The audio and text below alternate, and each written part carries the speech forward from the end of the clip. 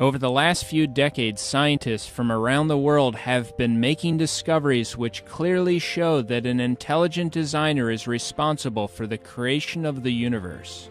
Many believe that the entire universe came into existence out of nothing by chance. But if you really think about it, nothing couldn't bring the universe into existence because nothing produces nothing. Everything that begins to exist must have a cause. But many believe that to get a solar system like ours with a planet suitable for life like Earth wouldn't be that difficult. However, many scientists disagree and have brought forth overwhelming evidence to support their position. For example, there are many forces in the universe that are precisely balanced that do things such as pull matter together. Without these forces, galaxies, planets, and stars would have never been able to form. Many stars have been observed to expand and contract significantly. They go from very bright to very dim even on a yearly basis. Fortunately for us, however, our star, the Sun, has an amazing stability. It does not expand and contract significantly like many other stars. If our Sun did expand and contract like these other stars, it would be catastrophic to life on Earth. Some stars will actually explode violently into a supernova. The debris from these explosions are called supernova remnants. According to many evolutionists, this debris should be visible with telescopes for millions of years. According to scientific research, galaxies similar to our galaxy experience a supernova on average about every 26 years. Therefore, if we know approximately how frequently they occur in galaxies similar to ours, the total number of supernova remnants we have in our galaxy should give us an idea of our galaxy's age. In looking for supernova remnants in our own Milky Way galaxy, astronomers have discovered a total of only about 250. So if a supernova occurs approximately every 26 years as we see from these other galaxies, a total of 250 supernova remnants would indicate an age of around 6,500 years for our galaxy. That's almost identical to the Bible's indication of how long our world has existed. Such a small number of supernova remnants points to an extremely young galaxy, definitely not billions or millions of years old, but rather thousands of years old. To put it another way, if evolutionists were correct about the age of the Earth, we would see tens of thousands of supernova remnants in our galaxy, not about 250. In order for us to exist on Earth, our Sun had to be a star with just the right mass and temperature, not too hot or too cold. Our Sun generates a perfect amount of energy for life on Earth. The Sun releases more energy in 1 second than mankind has produced in all of human history. If we were to experience a drop in the Sun's energy by only a few percent, all the oceans would freeze. The Earth is the correct distance from the Sun. If the Earth were slightly closer to the Sun or farther away, it would be too hot or too cold for life to exist. The size of Earth is also right, not too big and not too small. We also fortunately have the right size moon, primarily responsible for regulating the tides on Earth. These are just a few examples from a long list of factors that need to be just right on both the cosmic level and Earth's local level in order to have a planet that could support life. In many cases, if you even slightly altered these precisely balanced factors, life would be impossible on Earth. On Earth, many different forms of life are completely dependent upon each other. Examples are insects and plants such as bees and pollen-bearing plants.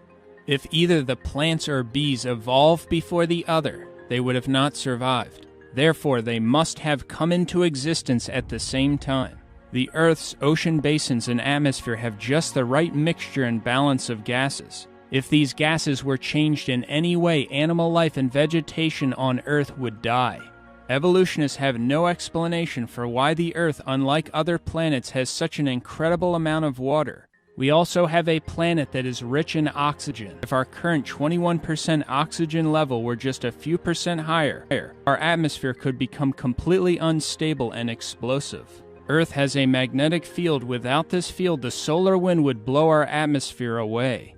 Earth's atmosphere blocks harmful sunlight, while at the same time it allows sunlight that is useful for life. Plants require large amounts of sunlight to exist, and a human being's richest source by far for vitamin D is sunlight. When sunlight hits the skin, vitamin D is produced by the body. A lack of vitamin D has been directly linked to many health problems. The Earth's atmosphere also happens to be transparent. This conveniently allows us to view other planets, stars, and things like eclipses. A total solar eclipse is only possible because the sun is 400 times larger than the moon and is about 400 times farther away from the Earth.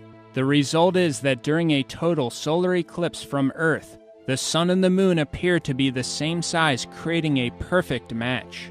And it is only because of these total solar eclipses that we have been able to make scientific discoveries that otherwise could have never been made. Evolutionists believe that the sun, earth, and moon formed when our solar system came into existence about 4.5 billion years ago. But the moon is moving farther away from the Earth each year. So if the moon were too far away or too close to the Earth at the time humans existed, observers on Earth would never see the event of a total solar eclipse. Thus, according to evolutionists, the incredible total solar eclipse spectacle could only be seen in a tiny window of time in the solar system's existence. Isn't it interesting that humanity happens to exist on Earth during the very period of time when we could witness the event of a total solar eclipse? Another major problem for evolutionists is that the moon would have been extremely close to the Earth in the past. In fact, the moon would have gotten so close that it would have hit the Earth in far less time than 4.5 billion years ago. Evolutionists claim that our solar system emerged from a cloud of swirling dust. Therefore, the composition of the various planets and their temperature should be similar to one another, but they are not. Those who adhere to the Big Bang Theory actually believe that all matter in the universe was originally concentrated in something much smaller than a pinhead. Then it exploded, expanded, and the ordered system of things we see today came out. However, there are big problems with the Big Bang Theory. First, if you concentrated all the mass in the universe in that much smaller than a pinhead starting point, there would have been so much gravity there that nothing would be able to escape it. Second, explosions don't produce order, they destroy order. So it would be impossible to have an almost endless number of ordered things emerge from an explosion. Also, if a Big Bang exploded everything, the planets and moons would be spinning in the same direction based upon a law called the conservation of angular momentum. But we have moons and planets spinning both forward and backward. Comets are also estimated by evolutionists to be billions of years old. Comets frequently collide with planets and the sun. Comets are called dirty snowballs because a significant part of a comet is made up of ice. When comets travel in space and move closer to the sun, they begin to lose mass as they are burned up by the sun. Therefore, comets could only last maybe 10,000 years before all of them would be burned up. Interestingly, other things that could only last around 10,000 years are soft tissue, blood cells, and DNA. Yet all these things were recently found in dinosaur bones. This shows that dinosaurs existed thousands of years ago, not 65 million years ago as evolutionists claim. Another huge problem for evolutionists is the Earth's current human population number of 7.3 billion. How long would it take to go from 2 humans to 7.3 billion humans? It actually wouldn't take that long. In recent history, the yearly growth rate average hit its highest mark in 1963 with a growth rate of 2.19%. The world population is currently growing at about 1.14% per year. But if we started with 2 humans, how long would it take to reach our current 7.3 billion humans using, say, a 2% yearly growth rate? The answer is that it would only take about 1,100 years. Since evolutionists believe that we have been on Earth significantly longer than 1,100 years, why don't we have a dramatically higher number of people on Earth? Also, where are all the bones or graves, considering that almost all people throughout history have buried the dead? Some may still try to convince themselves that getting an incredibly special planet like Earth was just an accident, in which everything occurred in exactly the right way.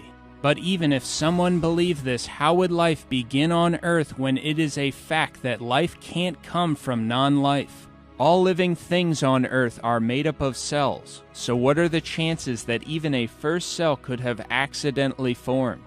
About 150 years ago, when Charles Darwin was alive, the cell was considered to be something like a simple, unsophisticated microscopic blob of jello. As a result of recent discoveries, however, we now know just how amazingly complex these extraordinarily small cells are. The adult human body contains 100 trillion cells of various sizes. 10,000 average-size human cells could fit on the head of a pin, and every single cell contains information equivalent to about 4,000 books. The information for all the cells in one adult in book form would completely fill the Grand Canyon more than 75 times. The cell is similar to a supercomputer but microscopic in size. The cell could also be viewed as an amazingly miniature city, with an elaborate network of connected assembly lines with numerous molecular protein machines, carrying out different tasks which make the cell work. For example, in the cell there are little molecular trucks that travel over microscopic highway-like structures carrying materials around the cell. One example of a molecular machine in the cell is the flagellar motor that some bacteria use to swim. It is a molecular rotary motor that has a whip-like tail that can operate at up to 100,000 revolutions per minute. This is a picture of the flagellar motor magnified more than 50,000 times. It is 1/100,000th of an inch long. 8 million of these tiny motors would fit inside the cross-section of a human hair. You can see the details of its construction. It is made up of 30 different protein parts. It looks like it was designed by an engineer. The flagellar motor is extremely similar to an electric motor. Rotating forward and backward, the flagellar motor drives a bacterium through extremely sticky liquid conditions. As a result of the flagellar motor, a bacterium's top swimming speed is estimated to be the same as a human swimming at 60 miles per hour. If that doesn't sound impressive to you, consider that the fastest swimming speed of a human ever recorded was about 5.5 miles per hour. Thus, the bacterium using the flagellar motor can move about 11 times faster than the fastest human swimmer ever recorded. All 30 distinct parts of the flagellar motor are essential. So if you remove one of the parts, it will not work at all, and the bacterium will die. The flagellar motor is similar to a mousetrap. For a mousetrap to work, you need all the different parts, and if you remove one of the parts of the trap won't work at all. The construction process of the flagellar motor requires all 30 different interacting parts to be assembled correctly and placed at the proper locations at the proper time. The construction process also requires instructions, translation, and feedback within the cell at both the beginning and end of the process. If all this does not happen, these amazingly tiny machines or their various individual parts will not be built or assembled correctly. But how would these numerous microscopic machines or parts know where to go and how to build things correctly in an evolutionary system? They wouldn't. It would be impossible.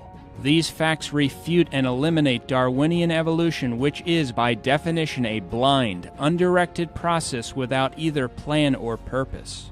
Cells are mostly made up of proteins. A typical cell uses thousands of different kinds of proteins. To get even the simplest cell would take at least 600 different protein molecules. Proteins are made of amino acids. A single functioning protein is typically made from a chain of between 50 to 1,000 amino acids. Some proteins require a chain of thousands of properly sequenced amino acids. Every time a new amino acid is joined to a chain, it must form a chemical bond called a peptide bond in order to successfully join with the other amino acids in the chain.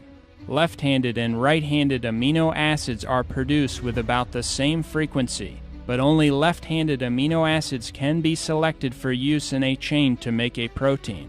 Evolutionists do not have any idea why proteins only use left-handed amino acids. Every amino acid in the long chain also has to be a specific amino acid. There are 20 different types that can be selected, and they need to be placed in the correct order in the chain in order to form a protein. The amino acids are placed in the exact right order because of a molecule in the cell called DNA. DNA could be described as a master blueprint, information code, or special language that uses a 4-letter chemical alphabet. The chemical letters or code in DNA are the set of instructions for the cell's machines on how to correctly assemble amino acids in chains to build proteins. If the DNA is not present from the very beginning, the amino acids will not be correctly selected and placed in the proper order. As a result, a protein will never form and the cell will not survive. DNA can't function without at least 75 pre-existing proteins, but proteins are produced only by DNA. Since each needs the other, they must have come into existence at the exact same time by God. This fact eliminates evolution. A DNA fiber is only about 2/millionths of a millimeter thick. While DNA is not thick and is incredibly small, it is extremely long when uncoiled. In fact, if the DNA in just one of your cells were uncoiled, connected, and stretched out, it would be over 7 feet long. It would be so thin that its details could not be seen even under an electron microscope. If all the DNA in your body were placed end to end, it would stretch from here to the moon more than 500,000 times. If you took a set of DNA from every person who ever lived and placed it in a pile, it would weigh less than an aspirin. Yet the information storage density of DNA is many times greater than the most advanced silicon computer chip. Bill Gates described DNA saying, quote, "DNA is like a computer program, but far, far more advanced than any software ever created."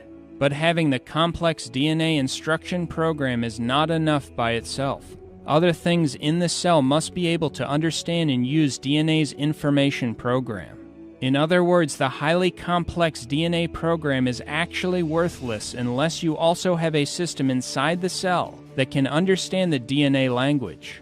To understand this better, imagine that DNA is a complex CD or DVD disc. But if you don't also have a machine or system that can read, understand, and utilize the information on the disc is worthless. Therefore, other things in the cell need to understand and be able to use the DNA information program in order to build things correctly. If not, the cell will die. DNA is able to make an identical copy of itself. God also programmed DNA to detect and correct errors. There are special proofreading protein machines that constantly travel up and down the DNA molecule looking for any errors requiring correction. If any problems are detected, repairs are made immediately. This whole process is incredibly complex. The information contained in DNA proves that life doesn't just consist of matter and energy. It also contains information. Information can only come from an intelligent source that put the information there. Another function of DNA is that it is the program that God uses to build what you look like, your hair color, your height, etc. As mentioned earlier, each adult human body has about 100 trillion cells, but at your conception you were only one cell. Incredibly, you began your existence no larger than the head of a pin. Yet all the complex information that physically defined you and every organ in your body was there, contained in that one cell. Within 1 month of your conception, your eyes, ears, and lungs developed. Billions of new cells formed and your size increased by over 10,000 times. Shortly after the first month, the speed at which you were rapidly growing slowed down dramatically. If it didn't slow down and your speed of growth stayed the same, you would have weighed 3,000 pounds at birth. After 2 months, you were only 3 to 4 centimeters long, still small enough to fit inside a walnut shell. There is no evolutionary explanation for the incredible complexity involved in conception and birth, or even a reason for reproduction itself. Evolutionists believe the amazingly complex, radically different yet complementary reproductive systems for all the different kinds of life happen to develop by chance, completely and independently at the same time. Just a slight incompatibility in one of the two systems would make both reproductive systems useless, and life would become extinct. Also, how would reproduction have happened in the beginning if there only had been a male and not a female? How would reproduction occur without reproductive systems or organs before they, quote, evolved? According to evolutionists, humans evolved from land creatures which evolved from fish. But how would the first fish make it onto land and survive out of the water? How did the animals and human beings survive without having organs, limbs, and other things critical to life as these things were, quote, evolving? Also, not one transitional fossil has ever been discovered that shows one kind of animal evolving into another kind of animal. And the so-called missing link fossils, which some use to argue that apes evolved into human beings, have all been shown to be fully ape, fully human, or fake. Evolutionists also have no explanation for consciousness or for the origin of the immune system.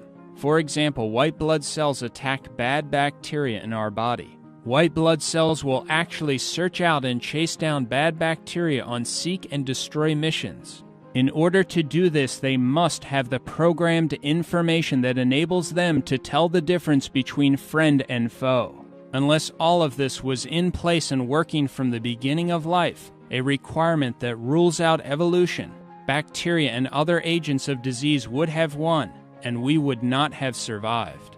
Evolutionists have no explanation for the extremely complex, yet perfect precision in which the body clots blood. Disaster can happen if blood doesn't clot at the proper time or in the proper place. If blood were to start clotting in the wrong place, for example, in your lung or in your brain, you could die. If blood began to clot too long after too much blood had drained or didn't cover the entire cut, you could die. If the blood clotting isn't restricted to the cut area alone, your entire blood system could solidify. Evolution has no explanation for blood clotting. For how would your body automatically know when and where to start the blood clotting process unless there is intelligent internal information to guide it? And speaking of blood, what came first, blood or the heart that pumps blood? Did skin evolve before blood? If so, how did it survive? The truth is that all these things had to be completely developed and present together from the beginning in order for humanity to survive. The 3-pound human brain is the most complex and orderly arrangement of matter in the universe. The adult human brain contains 10 to the 14th power. That's 100,000 billion electrical connections. That's more than all the electrical connections and all the electrical appliances in the world. On the back of your eyeball is the retina. It is less than 1 square inch. Yet that 1 square inch contains over 137 million light-sensitive cells, all of which are wired to the brain. The human eye can heal itself and is self-cleaning. The eye also has automatic focusing, enabling a person to distinguish millions of colors. If your eye were off even by a slight degree, you would see double. These facts are just some of the evidence that proves we were created by God. And we find clear evidence of God's creative power and intelligence not only in the design of man, but also in the incredible complexity of animals and insects. This is covered in detail in the video series Incredible Creatures That Defy Evolution. Some believe that the complexity of life in the universe can be explained by the possibility that an alien race created it. But do you really believe that aliens have the power to create the Earth? Or how about something the size of the sun? Over 1 million Earths could fit inside the sun. The sun is also very hot. So how would aliens go about putting the sun together and constructing it? How would they get close enough to the sun when building it? Or move away from it quickly enough without dying after starting it up? The conditions outside Earth and outer space are, according to the evidence, too hostile for life to exist. For example, prolonged exposure to the cosmic rays in outer space can be fatal. Just the temperature extremes in outer space would make almost any form of life either too incredibly hot or too cold. There are also poisonous gases, deadly radiation, gigantic explosions, extreme gravitational forces, and the lack of proper atmospheres and chemical elements for life to exist. Yet a large number of astronomers believe that life evolved on Earth, and therefore, according to them, it must have also evolved on other planets in space. However, if this were true, many alien races on other planets much older than our own should exist. Some of them would be far more technologically advanced than we are. As a result, they would have sent a radio signal through space that we could pick up, or they would have reached us with their aircraft or robots. But we have never found any alien robots, any aliens, any alien aircraft, or any pieces of their aircraft. Here are some of the reported flying characteristics of UFOs. While in flight, UFOs will frequently change size, color, or shape. Multiple UFOs will merge into one UFO, and one UFO will instantly change into many UFOs. Many UFO witnesses have described these instant changes to the size and shape of UFOs by saying that the UFOs seemed as if they were alive. UFOs sometimes show up on photographs, but other times they do not. Most witnesses of UFOs do not report seeing an object or craft, but an unusual light moving around the sky. Sometimes UFOs instantly appear and disappear right in front of people, and will also pass right through the ground or physical objects. This type of behavior means that UFOs could not be from the material world, but would have to be some kind of spiritual phenomenon. Based on the observed activity of UFOs, many of the world's top UFO researchers no longer believe that UFOs can be from the material world. Also, most of the so-called UFO abductees can only, quote, remember their, quote, experiences after being put under hypnosis, proving that their so-called experiences with aliens were not real. These issues are covered in much more detail in my book, UFOs, Demonic Activity and Elaborate Hoaxes Meant to Deceive Mankind. If ETs really existed, it wouldn't take them very long to discover what they needed to know about Earthlings. As a consequence, they would have already taken us over, destroyed us, or revealed themselves clearly to humanity. The organization SETI, Search for Extraterrestrial Intelligence, has been scanning the skies for decades looking for intelligent life. But they have never picked up even one signal from outer space that would indicate an alien race exists. Those searching for ETs have said that if they did pick up even one complex signal, it would prove that an intelligence must have produced it. But why don't they apply that same standard and employ the same thought process to DNA? If they did, they would realize that the complex information in DNA proves that an intelligence put it there. Because whenever you find complex information, it is always traced back to a mind. For the best book refuting the theory of evolution from all aspects of science, including the scientific evidence of a global flood, see Dr. Walt Brown's book In the Beginning. Another interesting DVD is called Intelligent Design: Unlocking the Mystery of Life. For another video that discusses creation, see my video Creation and Miracles, condensed version.